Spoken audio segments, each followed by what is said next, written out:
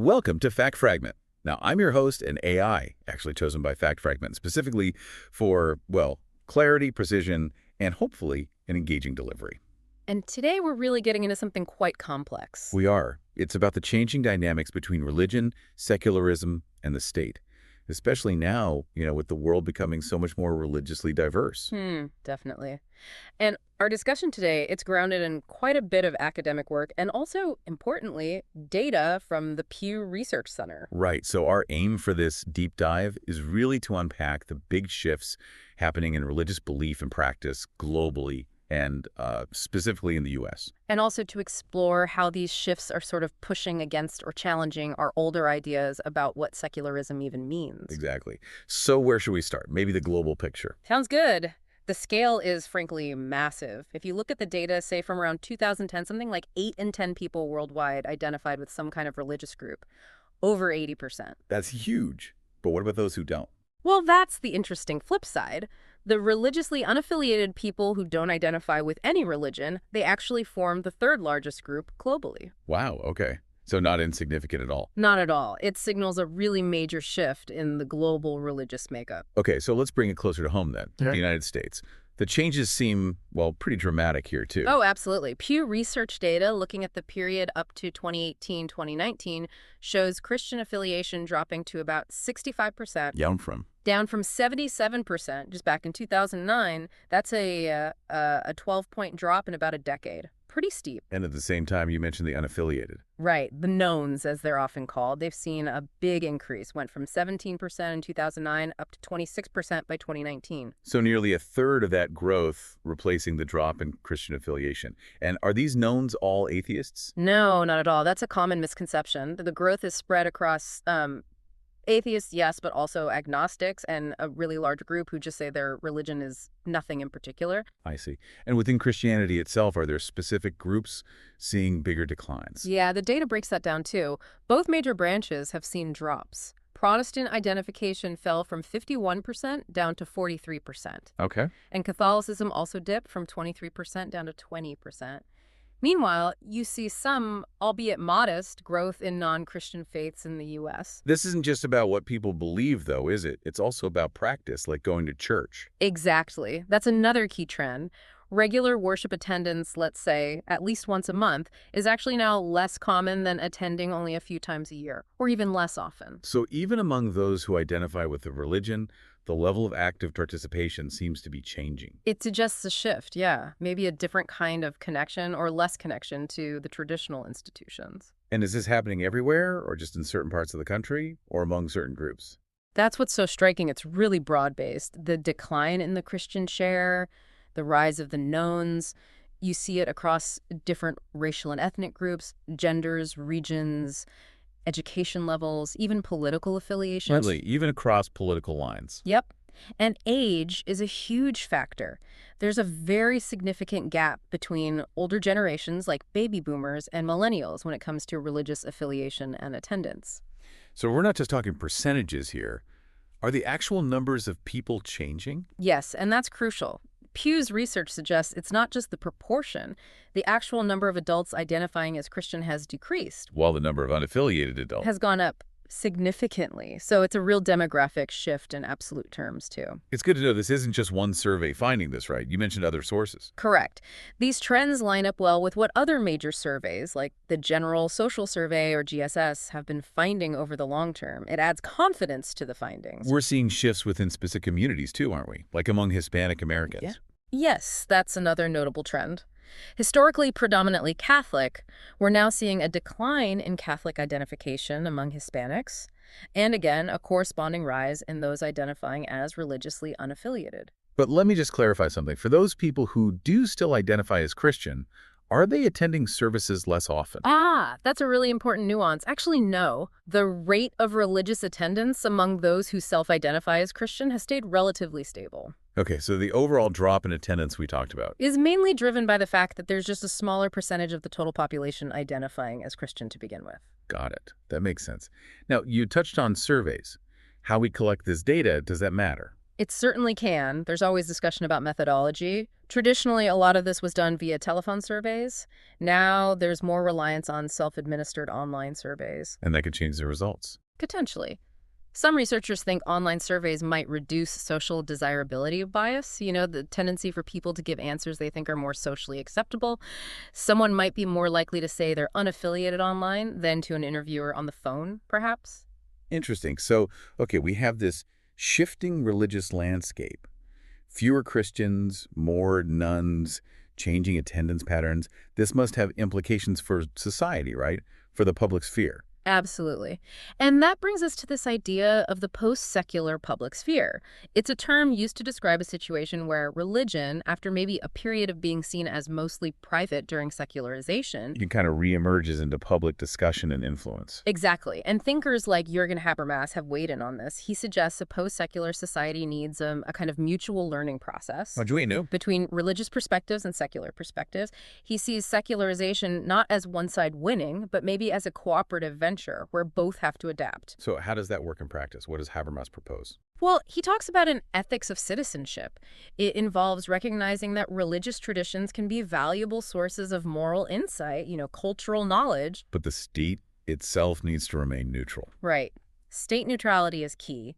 But he argues that justifications for laws and policies need to be post-metaphysical. Basically, they need to be framed in a universally accessible secular language that everyone can understand and debate regardless of their own beliefs. Which leads to his idea of, what was it, the translation thing? The institutional translation proves it, yeah.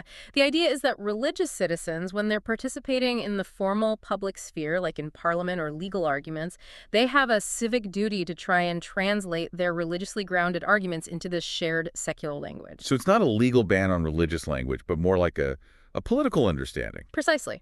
He sees it as a cooperative task for everyone, religious and secular citizens alike. Okay, but not everyone agrees with Habermas on this, I assume. No, definitely not. Charles Taylor, for example, takes a somewhat different angle. He shifts the focus a bit. Instead of just religious versus secular, he emphasizes the plurality of all kinds of moral and cultural sources in modern society. So religion is just one source among many. Kind of. And he critiques what he sees as secularism, often making a special case of religion, sometimes unfairly. He argues that the sort of mainstream model of secularism doesn't really handle this deep pluralism very well. So what's Taylor's alternative? He talks about a model of diversity. It focuses less on just state-religion relations and more on how the democratic state should respond to diversity in general. The key, for him, is maintaining a critical distance from every comprehensive worldview, religious or secular, not letting any single one become the final authority. Interesting. So more level playing field, perhaps? That seems to be the idea. And then you have thinkers like William Connolly, who pushes even further with this concept of depluralism. Depluralism. Yeah. He sees this plurality not just as a fact to be managed, but as something fundamental. He's more critical of secularism itself and quite skeptical of the Habermas-Rawls idea of achieving rational consensus in politics. So less about finding common ground and more about acknowledging the ongoing contestation, the sort of friction between different identities and views. He calls it the agonistic dimension, the active struggle and debate in the public sphere. It's not always comfortable. He uses the phrase politics of becoming, right? What's that about? Yeah, that emphasizes the idea that identities, both social and political, aren't fixed. They're constantly being shaped and reshaped through these interactions and conflicts. It highlights the maybe fragility and the creative, sometimes disruptive nature of politics. Okay, so we've got these shifting demographics and these complex philosophical debates about how religion fits into the public square now. This must create real-world challenges for states, especially traditionally secular ones. Absolutely. You see concrete examples. Think about the controversy over the Bavarian cross law a few years back. Remind me.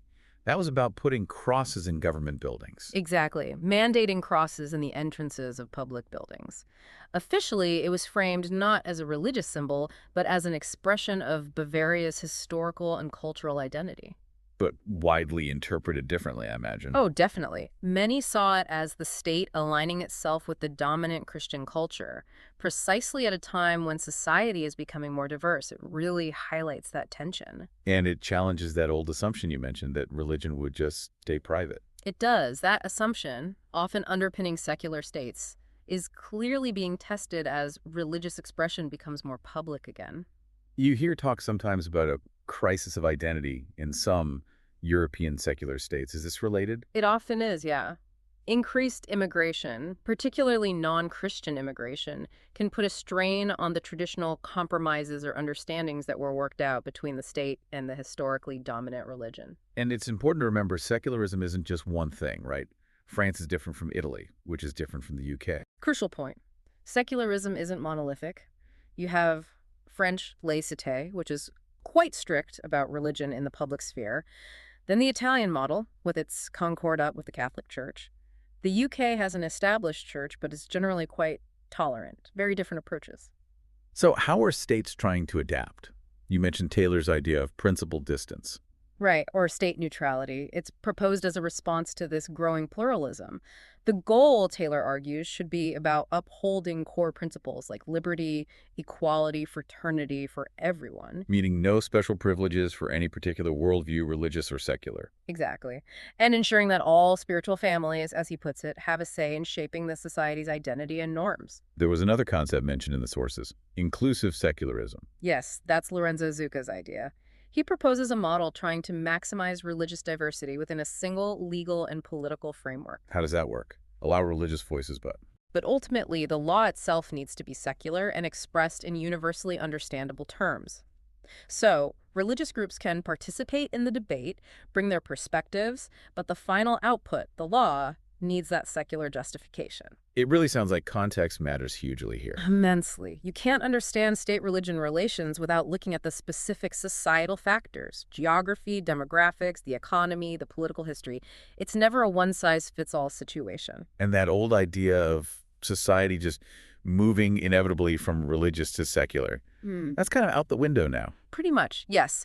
That straightforward progress narrative is widely questioned now. Reality is far more complex. Silvio Ferrari's work on Europe highlights some of these complexities, doesn't it? It does. He points out how European secular models often struggle to think about religious plurality beyond the historical context of different Christian denominations. And he notes a tension. Yes, a tension between, on the one hand, wanting to confine religion to the private sphere, and on the other, sometimes wanting to use the majority religion to strengthen national identity, especially if the state feels a bit weak or challenged. Which can lead to policies that minority religions perceive as hostile. Exactly. It can look like the state is acting out of a position of perceived weakness, trying to shore up a traditional identity. Italy is an interesting case study there. You mentioned the concordat. Right. It shows how a state negotiates with a historically very powerful church, the Catholic Church. The result has been ongoing, you could say, religious preferentialism. But the demographic changes we talked about earlier must be testing that arrangement. You'd have to assume so, yes. As Italy becomes more religiously diverse, that traditional arrangement will likely face increasing challenges. What about international law? Does human rights law have anything to say about this? It does, and that's evolving, too. Work by Arsheim and Temperman points out that international human rights law itself has secular underpinnings, but it's increasingly engaging with religion. How so? Through concepts like legal pluralism, recognizing different legal traditions, and also through things like protecting people against incitement to religious hatred. So it's trying to navigate these issues, too. And finally, there was an argument about law itself shaping the secular. Yes, R. Daniel Callow's perspective. He argues that the secular isn't just an absence of religion, it's a social and moral order that gets expressed through law. He sees a kind of back and forth, a dialectical relationship. And he mentioned something about an exhausted moral state. Right. He speculates that maybe the traditional secular moral framework is feeling a bit strained, which might, paradoxically, create new space for religious freedom and pluralism. And even the meaning of religion itself might be changing in this process, potentially being reshaped or maybe even desacralized by how the state deals with it. That's part of his argument, yes. The whole landscape is dynamic, including the very concepts we use. Wow, okay, so quite a lot to take in. Let's try and summarize the main threads from our deep dive today. Well, we've definitely seen there are major ongoing shifts in religious belief and practice, particularly the decline in Christian affiliation in places like the U.S., and the significant rise of the religiously unaffiliated. Right. And these changes aren't just numbers. They pose real challenges to the ways we've traditionally thought about secularism and the state's role. Absolutely. Which leads to all these different responses and debates, from Habermas's translation proviso to Taylor's model of diversity to Zucca's inclusive secularism and the real-world tensions we see in places like Bavaria or Italy. It shows there's no single easy answer to how religion and the state should relate in increasingly pluralistic societies. Definitely not. It's an ongoing negotiation, really. Which brings us to a final thought, maybe something for you, our listener, to mull over. How do you think this evolving religious landscape, these trends we've discussed, might continue to reshape things? Not just laws, but maybe societal norms, public debate, even how we define secularism itself in the years to come. Something to consider.